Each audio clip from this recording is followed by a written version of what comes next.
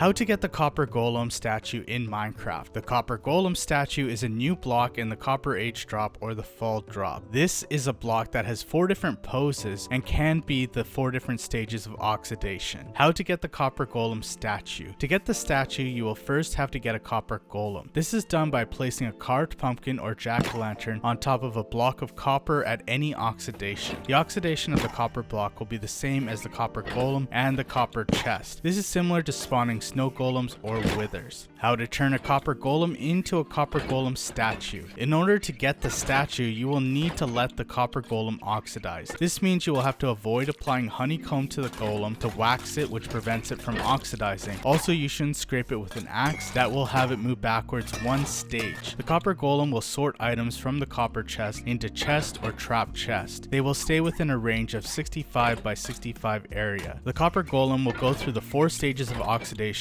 all the copper blocks do, going from copper to oxidized. There is a 5th stage where the oxidized copper golems turn into a statue. The time it takes for the copper golem to oxidize is 7 hours or 21 Minecraft days. This means it will take a very long time to get the copper golem to become a statue. There also isn't a way to speed up this process. Also, with the golem, for it to turn into a statue, it has to be in an air block and in the center of that block. The process also doesn't seem to be based on random ticks, but time in the game. The quickest way to get the statue would be to use an oxidized copper block when spawning this, as you will start at the last stage of oxidation and will be 4 less stages. If you want to turn the copper golem statue back into a golem, this can be done by scraping it with an axe to remove the last layer of oxidation. Once you have the statue, you can have it change poses by interacting with it by right-clicking on it. There are 4 different poses. Depending on how you place the statue, it can face the 4 different directions. Statues can be broken by hand, but the best tool to use is the pickaxe. When you break a copper golem statue that is in a pose,